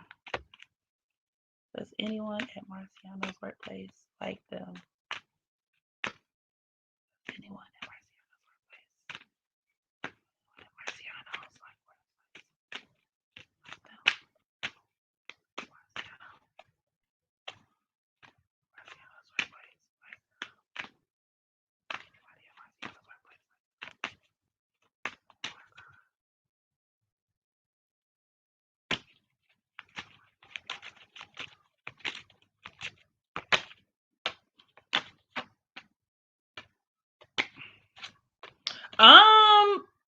Yeah, that's another reason why I asked what you mean. Because I got the Ace of Wands, the Queen of Swords, and the Knight of Cups. They just kind of popped out. And Ace of Wands is big dick energy. Okay, so I don't know, like, if it's a zaddy. I don't know if it's a zaddy on the scene that's checking for you. But with the Queen of Swords and the Knight of Cups, it speaks to them having, I don't know if you have a female boss or supervisor or a woman or a group of women who don't like you, or maybe it's giving me vibes that people could be in competition surrounding a male or some type of, something like that going on. Or even where it could be a lot of drama and gossip in the workplace. But with the Knight of Cups, it's giving me, and then it's followed by the Queen of Pentacles. It's giving me that you could have an ally or somebody who could even have a certain level of interest in you that you may not have anticipated. And if you just kind of like play your cards right and open yourself up to the right person, kind of, I even get the vibe of just like being humble, being somebody who's there. I'm about my money, and just meeting people where they at. You know what I'm saying? I feel like you could have people who like you, or at least one person who likes you. And I'm not sure if it's from a sexual standpoint, because this Ace of Wands next to the Queen of Swords. That's why I wanted you to clarify for me. But I can see it going in either direction. I can see a little, like, I don't know if it's a bait, like a potential bait in the workplace, or you could come across a potential ally. And honestly, if I were you, I'd be somebody who would focus more on being cool with people in higher positions than me. Intuitively, I'm getting that, because that'll take you a lot further than, you know, hanging out with the heckling bitches. Like, bitch, you ain't about shit. Bitch, your title the same as my hoe. If you go, I'm not saying kiss ass, but do your thing, be about your business. But if you got to make a good impression with anybody, make sure you do that with the person who's cutting checks and making decisions, baby, because everybody else can go to hell.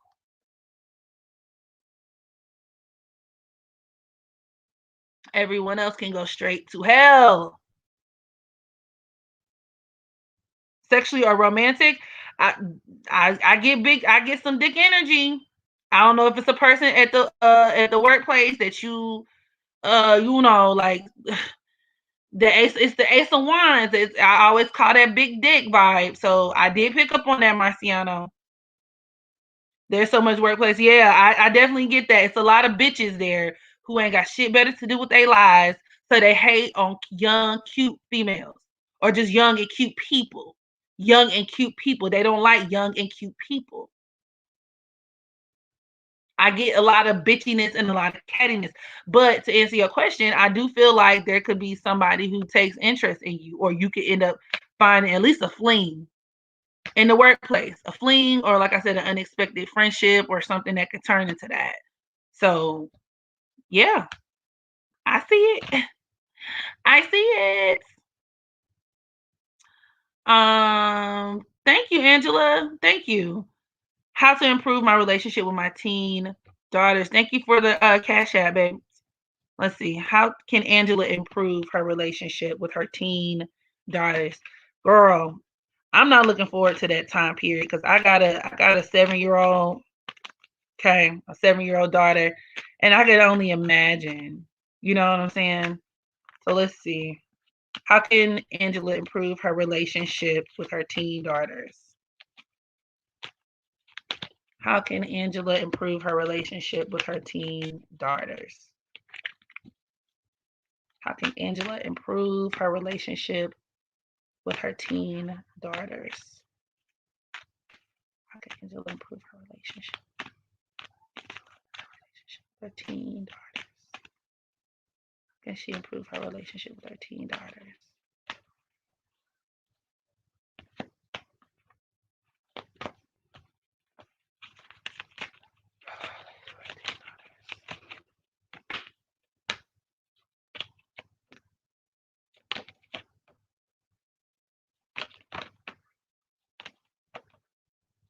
You gotta let them find their own way, mama.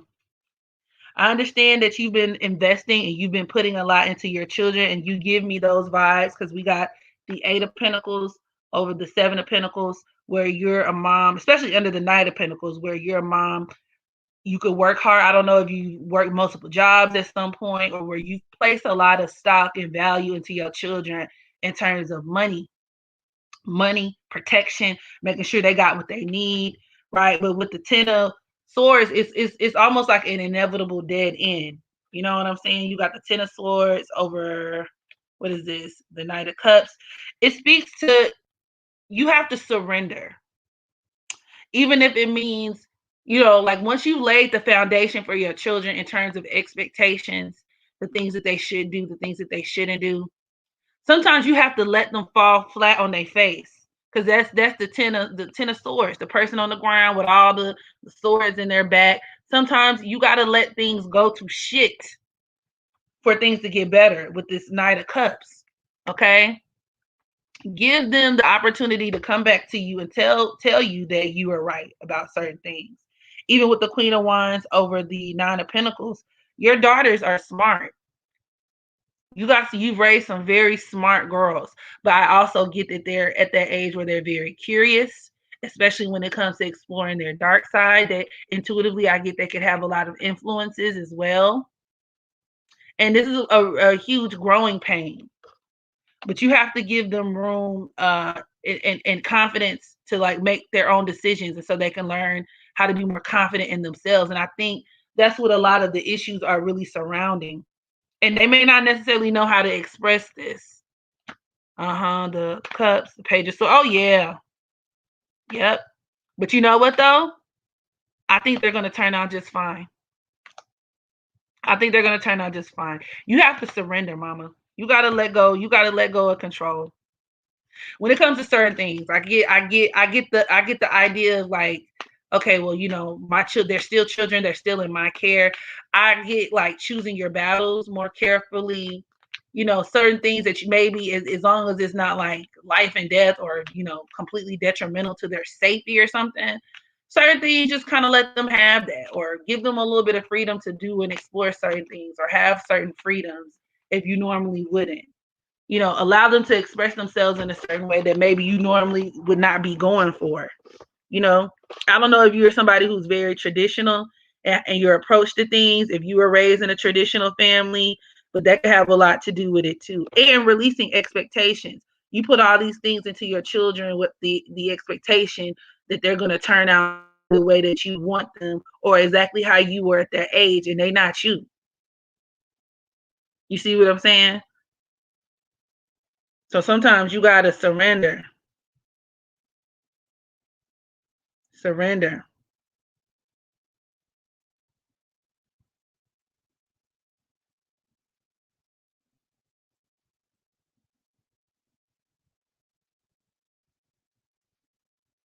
Thank you for the super chat, Lex Divine. How to connect with my spirit guides on a deeper level. Let's see.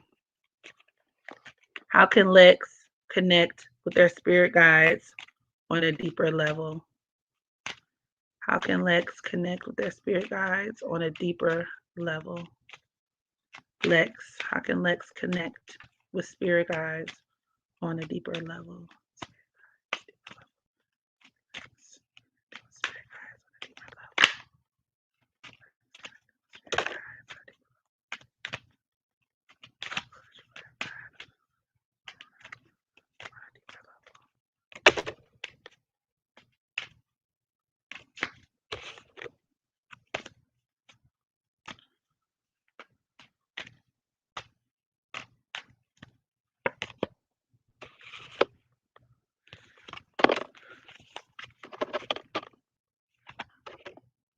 I feel like you might try too hard. I feel like you try too hard. Um, because the first card that popped out was the Knight of Swords, and I wanted to clarify. So I got the Knight of Swords over the Three of Wands, the Lover's card over the Knight of Pentacles, the Seven of Wands over the Two of Wands. Let me clarify again. Close relationship.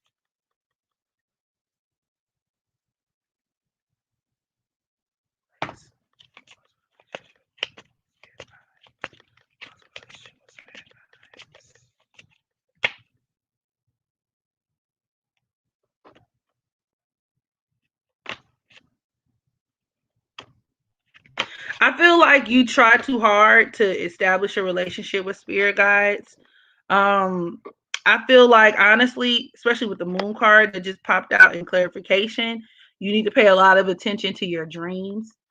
I notice this with a lot of people with Piscean energy, which is funny because the moon in tarot represents Pisces. A lot people with very prominent Pisces energy or who have a lot of moon energy um, can have a lot of dreams, receive lots of dreams and things like that. Lots of things could come to them in their dreams.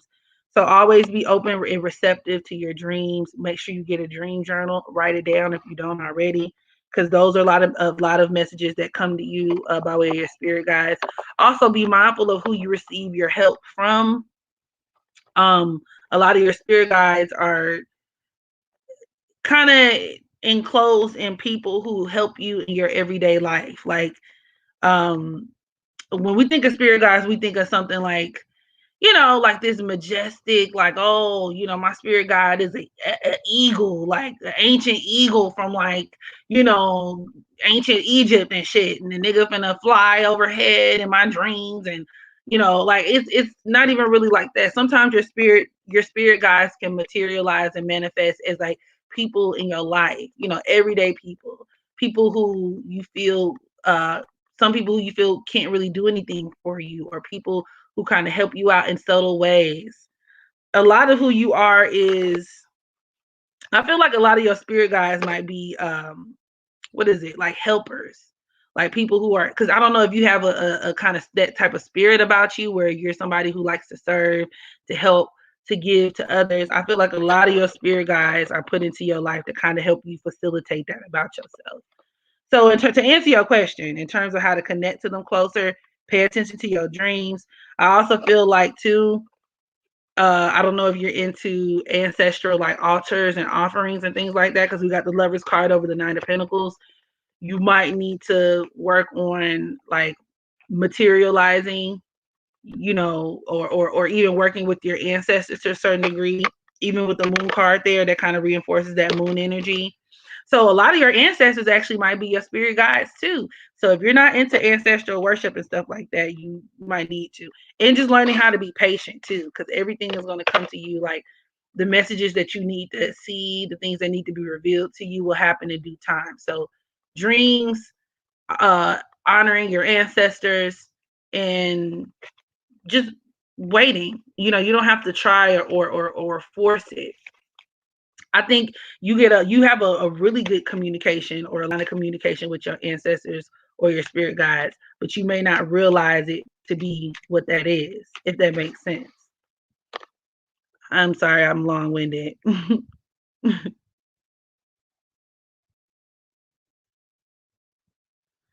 How to contact me?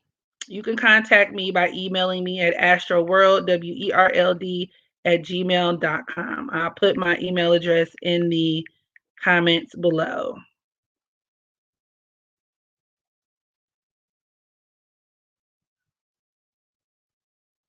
You're welcome, Lex. Let's see. And thank you, Gary, for the Cash App donation. Gary wants to know, does the Scorpio woman miss me or like me for real? Did I feel like I did your reading last time? Did I? Maybe no, yeah. But I'll ask. Does the Scorpio woman like or miss Gary? Does the Scorpio woman like or miss Gary? The Five of Wands popped out, so like maybe not. Like I get like clashing. I don't know if y'all clashed, if y'all fell out. I'm getting that they may need some time away from you right now. Because if you can see the Five of Wands, it's literally a group of niggas with some sticks fighting and shit. So I don't know if y'all had like an argument or if y'all are on bad terms. But I'm getting right now, she might just want a little space.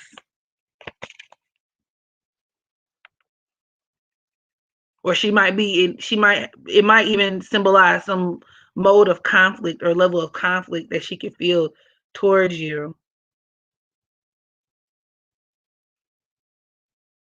Thank you for the super chat, Sierra. I just want a general love reading. So I'm gonna just ask Spirit, what message do they have about your love life? What message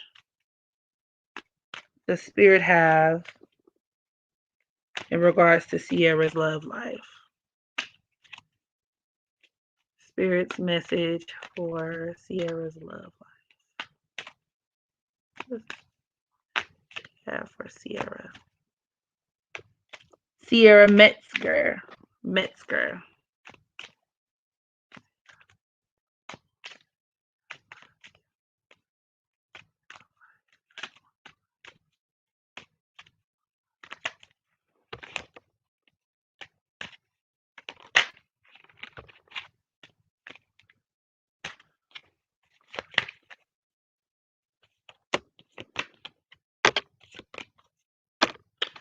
You gotta shit or get off the pot. So I don't know if you're dealing with someone, if you're in a relationship, a situationship, or it could even symbolize you, holding on to like a past relationship or something that didn't work out. But we got the Ace of Swords next to the Two of Swords, and then the Five of Cups. You know what I'm saying? So there comes a point where you got to make a decision with what you want to do. Do you want to salvage ties and move forward, with this person? Or do you want to cut ties? You know what I'm saying? Do you want to stay fixated on the past? Do you want to move on? I also intuitively get forgiveness. There's something, I don't know if there's something that you are working on forgiving yourself for or forgiving someone else for, but you got to make that decision. You can't have it both ways. I don't know what way that is, but I just feel inclined to tell you that. You can't have it both ways. Two of the things that you want can't coexist in the same time. You got to figure out which path you're trying to take. Even if it means in terms of being alone or entertaining people in a relationship. Are you ready to be in a relationship right now? It symbolizes two modes of being. Like you could be in conflict right now, and the decision has to be made before you're able to manifest whatever it is that you want for yourself. Cause it's like your guys is trying to help you, like, nigga, help me help you, help me help you, help me help you.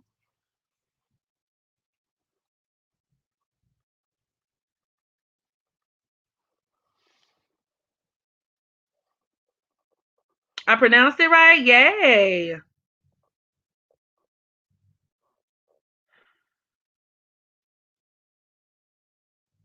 DJ Gary said, I didn't respond like I should have. I regret it. Oh.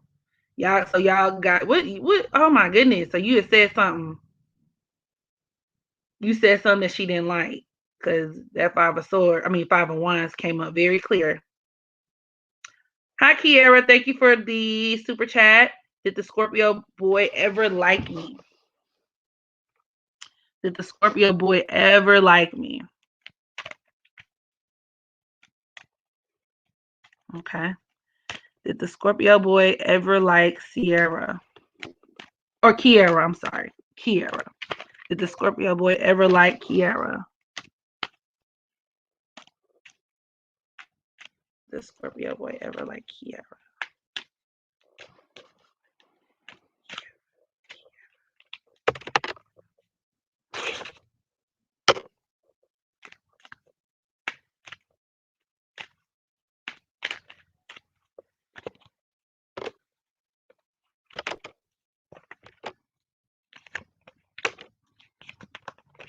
Yes.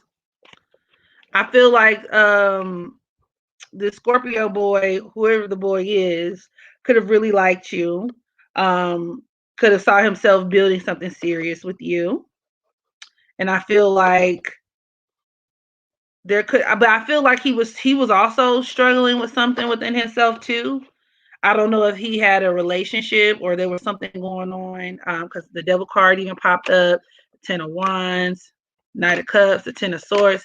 So I see where he initially really liked you, but I feel like the relationship, you could have reminded him of something, or there's something about you because you guys have a very karmic situation. So there's something about you that could have either brought out the worst in him, or something about you that could have reminded him of something that he didn't like. Um, but yeah, I feel like I ultimately don't feel like you two are supposed to be together. I feel like there could have been some attraction there, but this person could be dealing and fighting their own demons too that are bigger than you. So whatever it is that's going on, I don't want you to internalize it. Don't internalize it. I also feel like they have a lot of attachments, and those attachments could be like to other people and other things going on too. So yes, but to answer your question, yes, the Scorpio boy did like you.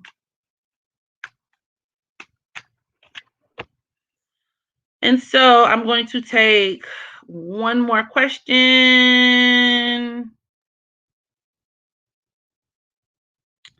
Thank you. Thank you for the super chat. To, to girl, you know, all this time, look, I know you're a former client. I'm so sorry. Miss Tafari. Miss Tafari. How did Philip feel about me? How did Philip feel about Miss Tafari? How did Philip feel about Miss Tafari? How did Philip feel about? You heard me sounding a damn fool. That's all, folks. I'm so sorry, girl. I just fucked your name up like that. How does Philip feel about Miss Tafari? How does Philip feel about Miss? Ooh.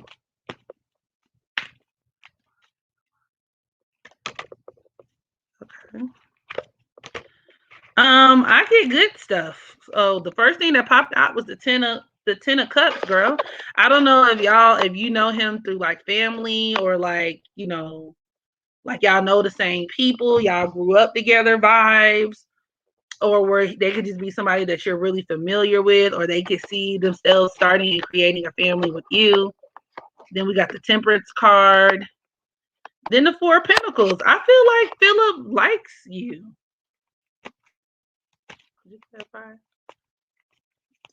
Feel about. Oh yeah. Oh, the Empress card. The King of Swords. The Lovers. I see a lot of sexual attraction. You know, the Empress card is the baby making card. Like he want to make an honest woman out of you, girl. Well, stop it. Is that your man? Like I see some good shit. What happened? He sees you as somebody who's also very spiritually, you know, uh, solid. You know what I mean? Very well rounded. Damn. Damn.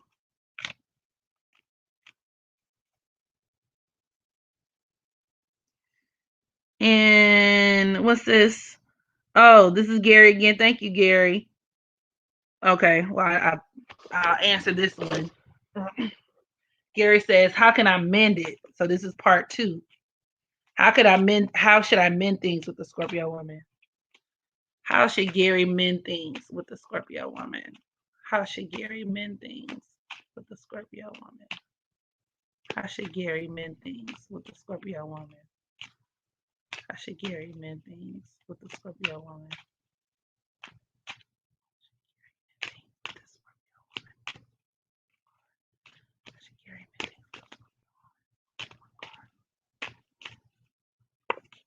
Death. You know, Scorpio rules death. And I pulled on it anyway because I instinctively just started to say, don't leave her the fuck alone. Leave her alone. Leave her alone. Death. That means dead the situation. Hands off the merchandise. Because even with that Scorpio sun, it's like you could be the type of person who, like, for a lot of Scorpio women, they can attract men who are very obsessive. And I'm not saying that you're obsessed per se, but she can kind of bring out that quality in you. You just got to let the situation go and let the chips fall where they may. If there's anything to be salvaged, she's going to make the first move, I guess is what I'm saying here. If she values y'all relationship and y'all have, you know, what you say y'all have, and well, you didn't really say that y'all had anything, but for, you know, if it's the way that you think it is and the bond is that strong, let it go, and she'll initiate it. But like hounding her or trying to, you know, come up with ways to like fix it, you might inadvertently just make it worse. You see what I'm saying? So you don't want to do that. You don't want to do that. Just let it go. Oh, let it go. Oh, hey. Let it go. Let it go. Let it go. You gotta let it go. Let it go. So this concludes my live. I think I've been on here for what? How long we been on here, y'all? Let's see. We've been on here for 2 hours. 2 hours. So you're saddened. Well, I'm not gonna say don't be saddened, because that's a part of the grieving process, you know, that comes with death, hence the death card.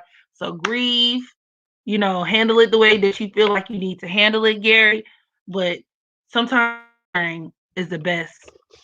Is the best. You may want to say, I get it. I get it. I get it. I completely understand. But sometimes you have to surrender because things do happen for a reason. Your anxiety puts you in the bad situation. I get it, but guess what? Your anxiety is gonna fuck it up even more. And you don't want to do that. You don't want to do that.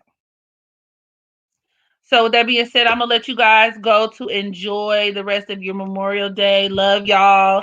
And we'll be doing this soon. So take care. I'll holler at y'all later. Bye.